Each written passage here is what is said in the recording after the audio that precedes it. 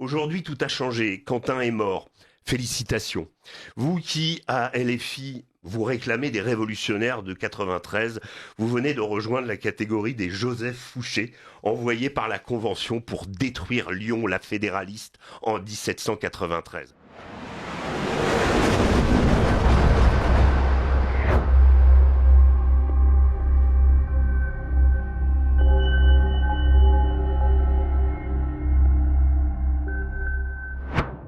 Bonjour Régis. Bonjour Liselotte. On est avec à nouveau Édouard Bina, puisque vous avez en commun d'avoir étudié dans la même ville, fréquenté les mêmes bancs. Et je cède la parole à Alexandre de Galzin pour cet entretien. Merci beaucoup Liselotte. Alors on va évidemment, vous venez de le rappeler, Régis, vous avez été étudiant à Sciences Po Lyon il y a à peu près 30 ans, si je dis pas de bêtises. Oui, ça vous rajeunit pas, voilà. Ça vous rajeunit pas, oui. Et Édouard, c'était il y a 3 ans à peu près. Non, je suis toujours étudiant, je finis cette année. Officiellement, vous l'êtes toujours, d'accord, très bien. J'ai mon diplôme en avril. Ça vous rajeunit. Et donc, effectivement, alors Régis, vous vouliez commencer par votre édito, hein, une sorte de témoignage un petit peu de ce que c'était il y a 30 ans. Oui, c'est un témoignage un peu particulier qui m'a, en fait, évidemment, la mort de Quentin m'a rappelé plein de choses à propos de Sciences Po Lyon. Je vais vous essayer j'ai remué un peu les souvenirs. Et alors, donc c'était une époque, c'était un temps que les moins de 20 ans ne peuvent pas connaître. On était en septembre 1994. À l'époque, j'avais échoué d'un rien l'oral à Sciences Po Paris et je tentais le concours de l'IEP de Lyon en admission parallèle, donc directement en deuxième année.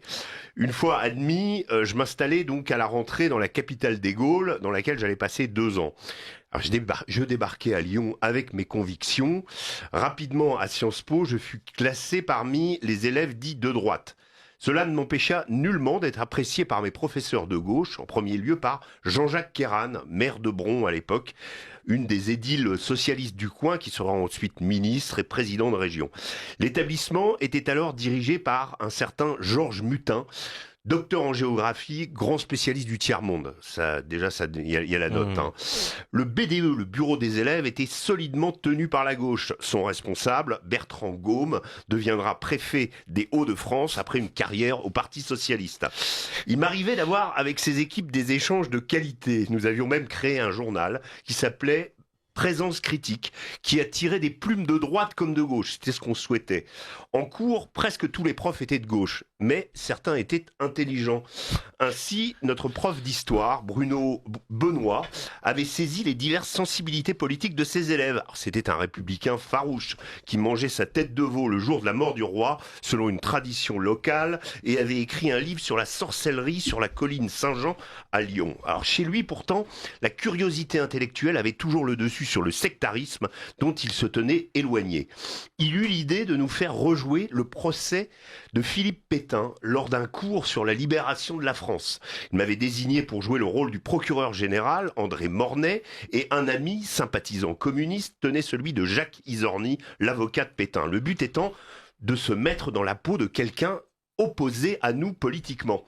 On était loin des meetings de Rima Hassan déguisés en conférences et qui confinent à de l'idolâtrie. La première année, on nous avait proposé néanmoins de voir un film orienté, Les Nuits Fauves, l'histoire du militant homosexuel Cyril Collard. Alors j'étais réticent au départ, mais je finis par assister à la projection, laquelle fut suivie d'un débat certes houleux, mais courtois, où toutes les opinions furent exprimées. Encore une fois, le corps enseignant était on ne peut plus marqué politiquement. On y trouvait Philippe Corcuff, dont le journal Le Monde situe l'engagement à la gauche intellectuelle radicale, quelqu'un qui a écumé toutes les chapelles de la gauche et de l'extrême gauche. Il est passé du Parti socialiste, Fédération anarchiste, Mouvement des citoyens, les Verts, la Ligue communiste révolutionnaire et pour finir le nouveau parti anticapitaliste. Avec un autre prof de sociologie, lui aussi marxiste bon teint, mais dont j'ai oublié le nom, nous nous livrions en cours à des joutes verbales mémorables. Son dernier cours, je m'en rappelle, s'intitulait l'auto-reproduction des classes dirigeantes. Je fus à l'énoncé pris d'un ricanement sarcastique, il le vit et me demanda « Où déjà, le sommier, allez-vous faire votre stage l'été prochain, votre stage d'été ?» À Paris Match, monsieur. Vous verrez, vous allez vivre en direct l'auto-reproduction des classes dirigeantes. Je ricanais encore. Avec le nombre de fils à papa envoyés en stage à Paris Match, je me rendrais vite compte qu'il avait en réalité entièrement raison. Alors il y avait de la violence, mais elle touchait surtout les universités Lyon 2 et Lyon 3, où les amphithéâtres où enseignaient par exemple à l'époque les députés FN Pierre Vial et Bruno Gollnisch étaient parfois envahis par des militants d'extrême gauche. Ça n'arrivait très peu à Sciences Po, il n'y avait pas cette violence à l'intérieur de l'établissement. La ville de Lyon, on le sait, a des dispositions pour l'émeute. Cela remonte à plusieurs siècles. Pendant la Révolution, elle avait été l'objet d'une répression impitoyable orchestrée par le Comité de salut public. Elle connut, comme Paris, une commune, mais qui ne dura pas suffisamment longtemps pour qu'on réquisitionne un baron Haussmann pour en élargir les avenues. Ce qui faisait que la place Bellecour, où commençaient en général les rassemblements militants, permettait aux émeutiers de se carapater dans les ruelles alentours et ainsi d'échapper à la police, voire de la harceler. J'ai appris récemment que cette même police avait fait la demande de pouvoir opérer avec des drones pour repérer les individus d'en haut, mais que ça n'avait pas été accordé par la municipalité dirigée par le maire écologiste Grégory Doucet. Autre élément typique du patrimoine architectural lyonnais, les traboules, du latin trans ambulare, passés à travers, ce sont des raccourcis qui relient une rue à l'autre à travers un ou plusieurs immeubles. Elles avaient permis aux résistants d'échapper aux hommes de Klaus Barbie sous l'occupation. Elles restaient fort utiles pour fuir l'autorité en cas de manifestation qui dégénère. Celle de la Croix-Rousse avait fait du quartier une véritable forteresse. J'ai entendu dire que l'endroit était devenu un repère de la fameuse Jeune Garde. J'y habitais lorsque je vivais à Lyon dans un appartement typique de Canu, ces ouvriers tisserands avec une grande hauteur de plafond. Ce n'était pas un repère de l'extrême gauche à l'époque. Il y avait de la drogue, quelques punks à chiens, des kebabs en nombre, mais pas ou peu de gauchistes. Sur l'agglomération lyonnaise, un petit groupe d'extrême gauche virulent tenait le pavé. Il s'appelait Socialisme International et prétendait combattre le fascisme sous toutes ses formes. Cela restait, croyez-moi, très théorique. En face, le renouveau étudiant, syndicat étudiant du FN, battait le pavé, célébrant par exemple à grands coups d'affichage le centenaire de l'écrivain allemand et grand ami de François Mitterrand, Ernst Jünger. Il y avait aussi une sorte de GUD local baptisé Décision française, un peu plus nerveux, et qui parfois, du côté du stade Gerland, était rejoint par un groupe d'ultra baptisé les Bad Guns. Quelques échauffourées avaient lieu, des membres cassés, oui, des bourre-pifs, oui, des coups de bâton, ça arrivait, mais jamais on ne voyait 10 types cagoulés et armés de gants coquets s'acharner à terre contre un seul individu pour le tuer. Ces affrontements se produisaient en général en marge des manifestations.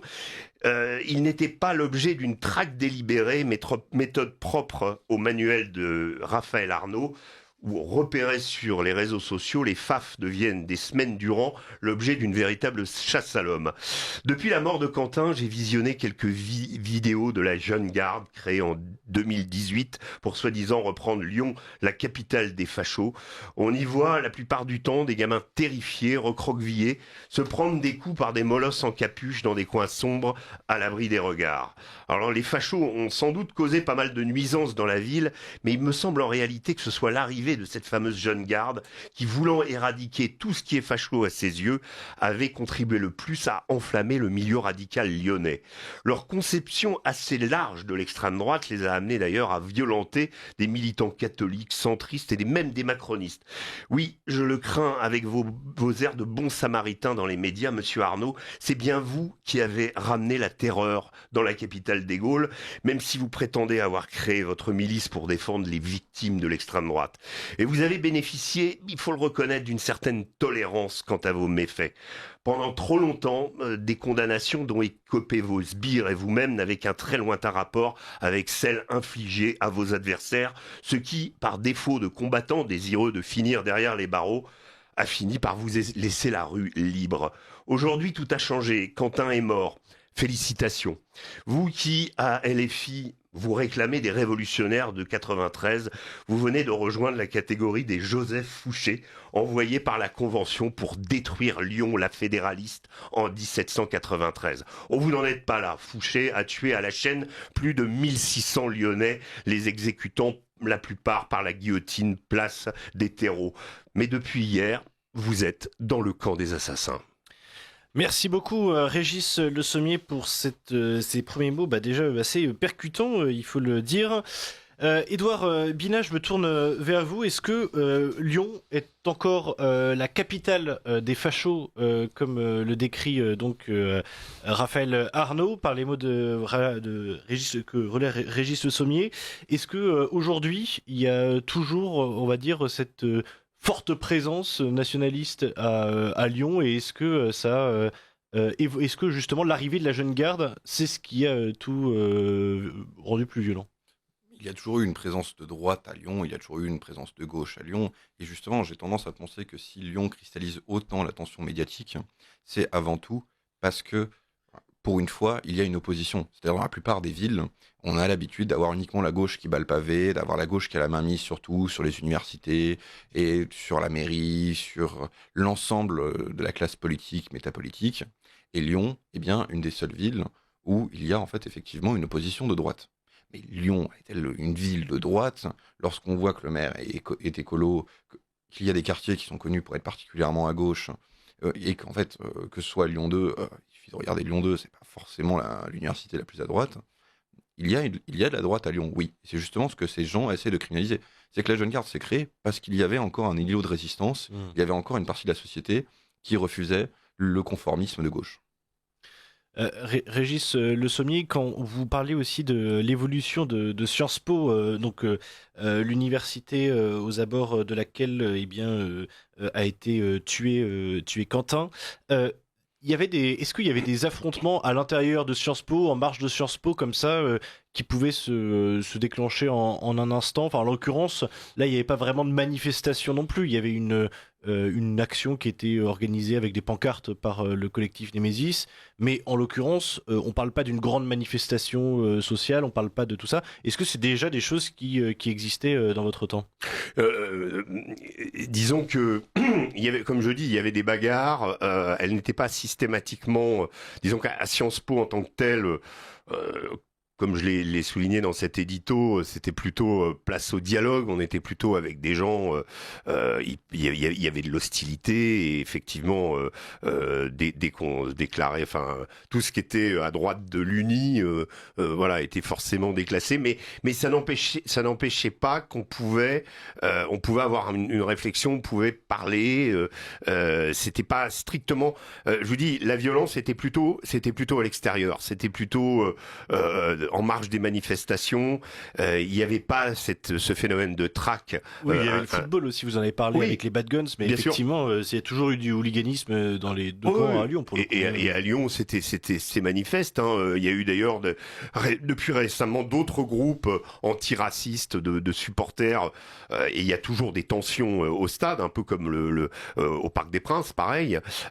Donc ça, c'était une autre composante, mais pour reprendre comment Sciences Po, je dirais qu'il y avait, ce que j'ai voulu démontrer en me rappelant de certains souvenirs, c'est que des profs, tout en étant de gauche, nous faisaient faire des débats contradictoires, que on n'était pas exclus quand on était de droite, et que voilà, c'était pas, je vous dis, la grande messe Rima Hassan, où finalement l'amphithéâtre devient finalement le théâtre d'un meeting où tout le monde est d'accord et il n'y a plus de débat contradictoire du tout. C'est ça qui est terrifiant, c'est que l'extrême gauche tenait le pavé, elle tenait de par, je vous dis, la dénomination des profs. J'ai du mal, moi, à me souvenir à Sciences Po Lyon de profs de droite. Je n'ai pas ce souvenir-là. Certains étaient plus modérés que d'autres, mais ils obéissaient tous à une ligne marxiste, et je pense que malheureusement c'est toujours le cas, et ça s'est empiré. C'est pour ça que j'ai voulu finalement expliquer que on pouvait être de gauche aussi et être tolérant, quoi. Mais Édouard Bina, justement, aujourd'hui, donc vous êtes quand même le président de la cocarde étudiante et vous êtes à Sciences Po Lyon. Est-ce que le débat ou on va dire l'ouverture des idées, que ce soit au niveau des professeurs ou des élèves, c'est quelque chose qui est envisageable ou pas? Envisageable par moi, oui. Par les autres étudiants de l'école, moins. Moins ou pas du tout? Disons que c'est un peu compliqué d'être invité dans certaines soirées, d'être présent dans les associations de la fac. C'est-à-dire que très rapidement, c'était au bout d'à peine quelques jours à Sciences Po Lyon, on m'a envoyé un message, et on m'a dit « il faut que tu fasses attention à toi, tu es déjà en train de te faire remarquer ». Ah bon ? pour le moment, j'étais déjà engagé politiquement, mais j'avais pas mon nom, prénom, ma tête. Et je me demande, qu'est-ce que j'ai fait de si polémique? Ah, j'avais défendu la présomption d'innocence. Comment ça me rend... Et donc, je discute un peu avec la personne qui me dit, oui, tu as défendu la présomption d'innocence et tu as commencé à rentrer un peu dans le nez de la Stasi locale. Et donc, je me dis, bon, 5 ans là-dedans, je suis mal barré. Et en fait, cette personne qui était de bonne volonté me dit, tu devrais faire attention, tu devrais camoufler un peu plus, je sais que tu es de droite, mais déjà que là, ça commence à être chaud, tu vas avoir des problèmes. Et bah, moi, j'ai fait le choix de m'afficher ouvertement, nom, prénom, tête, d'aller à des élections et d'assumer mes idées. Et entre les professeurs qui disent aux élèves de ne pas vous fréquenter, j'ai un de mes professeurs qui discutait calmement avec moi, mais par contre, un jour où j'étais absent en cours, alors, il a fait une intervention dans le cours, ne sachant pas que j'avais effectivement des amis dans ce cours, pour dire aux gens de ne pas me fréquenter parce que j'étais un affreux militant d'extrême droite. Même professeur qui n'a pas hésité d'ailleurs à un moment, après une interview que j'avais fait avec France Inter, a commencé son cours en disant « J'espère que vous avez bien tous écouté l'intervention d'Edouard hier sur France Inter pour parler de la cocarde étudiante ». Je ne l'étais pas vraiment caché, mais c'est toujours très sympathique d'avoir un professeur qui vous met la pression en vous rappelant qu'il connaît vos idées politiques. J'ai des élèves qui m'ont menacé de mort. J'ai eu des tentatives d'agression au sein des locaux. Et c'est une ambiance globale qui fait que de mon groupe d'amis étiquetés, qui sont tous plus ou moins étiquetés à droite, la plupart n'ont pas fini leur scolarité à Sciences Po Lyon. Oui. Certains sont partis. Tout le monde a cherché à partir. Tout le monde a cherché à partir. Parce que le climat a commencé à devenir vivable. Le vice-président étudiant avait envoyé un mail à l'administration disant que le climat de tension était devenu tellement élevé qu'ils craignent qu'il y ait des violences. Il y avait déjà des violences. On en est arrivé à avoir des affrontements devant la fac, à l'époque, entre des groupes qui venaient pour bloquer et des groupes qui venaient pour débloquer l'établissement. Et on était dans un climat, en plus avec les élections présidentielles de 2022, quelqu'un avait envoyé un magnifique message dans le groupe de promo disant « Tous les faf qui ont voté Marine Le Pen ou Emmanuel Macron, on va vous le faire payer ». Ah, bah oui, c'est assez large. Oui, ce à quoi un camarade a répondu « Je ne suis pas concerné », son engagement à Zemmour étant effectivement assez connu, ce qui avait mis le groupe de promotion relativement... Oui, ce qui est absolument paradoxal, pardon, c'est de voir en fait la sociologie des gens qui pratiquent cette espèce de persécution qui en fait en général, pour la plupart, prononcent ou se réclament d'idées de gauche, mais quand on réalise, je regardais hier soir le pédigré de ceux qui auraient tué Quentin, oui. Et quand on regarde, qu'on fait simplement les prénoms, Raphaël Arnaud, donc déjà Raphaël, vous avez Jacques Elie, vous avez une certaine Blandine, et en fait les Kevin et les Jordan, ils sont au RN, c'est-à-dire en fait ce ne sont que, ou pour la plupart, des petits bourgeois. La Blandine en question est, je crois, fille d'un magistrat lyonnais, donc en fait quid du peuple et quid des paysans, des ouvriers là-dedans en fait, hein. Mais c'est là où comment on va dire, leur action est particulièrement vicieuse, c'est qu'ils profitent d'un système qui les manipule depuis des années, qui manipule l'extrême gauche depuis très longtemps, qui a avec l'extrême gauche une tolérance qu'elle n'a pas avec le camp d'en face, et ce sont des gens qui sont très forts pour installer un climat. La façon dont vous avez étudié, je le dis un peu moins, parce qu'il y avait moins peut-être cette pression dirigée par les profs, encore que certains profs étaient, on va dire, n'étaient pas toujours bienveillants, mais j'ai aussi moi étudié à Tolbiac, oui. Et cette terreur répandue, ou ce climat qui consiste, moi j'avais mon nom au marqueur au-dessus du tableau avec marqué le sommier fasciste à Tolbiac. Donc voilà, donc ça crée un climat, c'est-à-dire que vous finissez, comme vous l'avez dit, par ne plus par renoncer à vos études ou essayer de trouver une autre voie, ou vous dépêchez d'aller dans la voilà. En fait, l'idée étant de dissuader progressivement la personne de sa présence et finalement d'épurer complètement la place, quoi. On a l'impression que ça marche d'une certaine façon, puisque ce que vous décrivez, c'est que tous vos amis de droite ont voulu partir de Sciences Po Lyon. Est-ce que, selon vous, on va vers une forme de de reconquête des universités par justement des personnes du camp national, ou alors est-ce qu'on va vers une sorte de séparation entre les universités de gauche et les universités de droite? Et en fait, cela dépend uniquement de nous, étudiants français. C'est à nous de nous engager, de faire en sorte que nos universités soient de droite ou de gauche. Ce que j'ai toujours dit à mes amis à Sciences Po Lyon, parce qu'ils me disaient, mais toi, particulièrement, tu es la personne dont il y a le nom, prénom, la tête qu'on vient essayer d'agresser à la sortie. Pourquoi est-ce que tu tiens tant à finir ta scolarité? Je pouvais faire passerelle, avoir mon diplôme en étudiant dans une autre université. Et je leur ai dit, mais la minorité d'extrême gauche à Sciences Po Lyon, celle qui milite réellement, qui vient essayer de nous invectiver, qui vient essayer de nous harceler, etc., ils sont combien? Ils sont une trentaine, quarantaine. Solidaires étudiants, à mon époque, ils étaient 30-40. Notre groupe d'amis de droite, celui que j'ai créé et où on faisait les soirées, on est 32 dessus. Si demain, chacun d'entre eux assumait d'être de droite et venait à mes côtés, on serait à nombre équivalent. Évidemment, l'université, ma promotion a voté 85% Mélenchon. Mais le souci, c'est que les universités sont de gauche parce que les gens de droite ont peur et choisissent de les quitter. En fait, les gens de droite partent dans des universités de droite pour ne pas subir les universités de gauche, s'étonnent que les universités sont de gauche, et ensuite les universités de droite, quand ils sont dedans, au lieu de s'engager politiquement, ils disent « Ah mais il n'y a pas besoin ». Et c'est ce que je vois, c'est ce qu'on a vu à Lyon 3, c'est que beaucoup de gens, c'était une université qui était connue pour être de droite à l'époque, ou pareil à Assas, les gens ne s'engageaient plus parce que c'est de droite, il n'y a pas de souci, on n'a pas les mêmes problèmes qu'ailleurs. Et en fait, aujourd'hui, Assas, c'est l'extrême gauche qui est en tête. Lyon 3, c'est l'extrême gauche qui est en tête. Il n'y a plus d'université de droite. Parce que la droite partout a failli et a dit les universités de gauche, on les laisse à la gauche parce que c'est pas grave s'ils ont leurs universités, et les universités de droite, il n'y a pas besoin de militer parce qu'elles sont déjà de droite. Et tout le système s'est effondré. Il faut, quand on a des convictions, on n'est pas obligé d'aller agresser les personnes en face, mais quand on a des convictions, on doit les défendre, on doit les porter. C'est un devoir. Et ça peut se faire dans le cadre de débats, ça peut le faire dans beaucoup de cadres, pas uniquement militants. Mais les convictions sont faites pour être affirmées. Si on ne les affirme pas, non seulement on les perd, mais on laisse les gens autour de nous.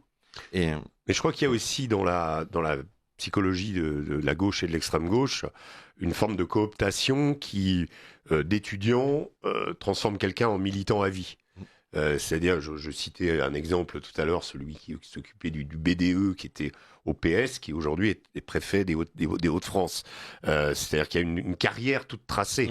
Le militant de droite, il va faire un autre job, en général, qui n'a qu'un très lointain rapport avec l'enseignement et l'université, finalement, à très peu d'exceptions près, tandis que la gauche coopte ses futurs dirigeants, une forme de reproduction d'une classe, et ils sont ils sont coachés quelque part.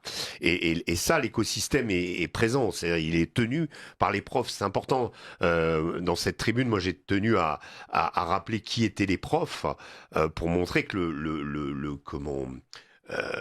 finalement le spectre n'allait pas très loin et qu'on restait dans une survivance du marxisme qui est complètement aberrante aujourd'hui quand on regarde l'évolution de la société. Mais est-ce que on s'assumait de droite déjà à l'époque?